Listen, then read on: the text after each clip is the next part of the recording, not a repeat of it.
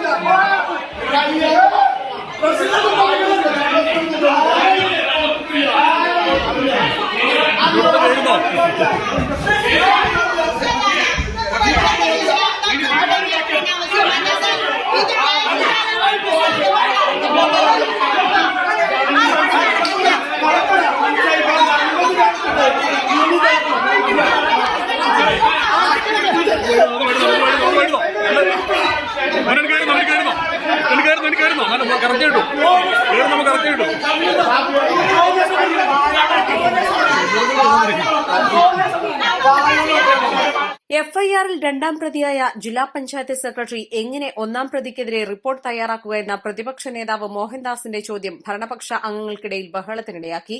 ഇതിനിടെ report president Rafeeqa വായിക്കുന്നതിനിടെ പ്രതിപക്ഷാംഗം അഫ്സൽ റിപ്പോർട്ട് തട്ടിപ്പറിച്ചു. ഇതിനിടെ ഭരണപക്ഷാംഗം ഷാഫി റിപ്പോർട്ട് അഫ്സലിന്റെ കയ്യിൽ നിന്നും തട്ടിയെടുത്ത് പ്രസിഡന്റിന് കൈമാറിയതോടെ ഇരുവരും തമ്മിൽ കയ്യാങ്കളിയും നടന്നു. ഇതിനിടെ പ്രസിഡന്റ് റിപ്പോർട്ട് വായിക്കുകയും യോഗം അംഗീകരിക്കുകയും ചെയ്തു. റിപ്പോർട്ടിൽ പ്രതിഷേധിച്ച പ്രതിപക്ഷാംഗങ്ങളായ മോഹൻദാസ്, അഫ്സൽ, ഷെറോണ റോയ്, ആരിഫ എന്നിവർ യോഗം ബഹിഷ്കരിക്കുകയും ചെയ്തു. East live, Malappuram.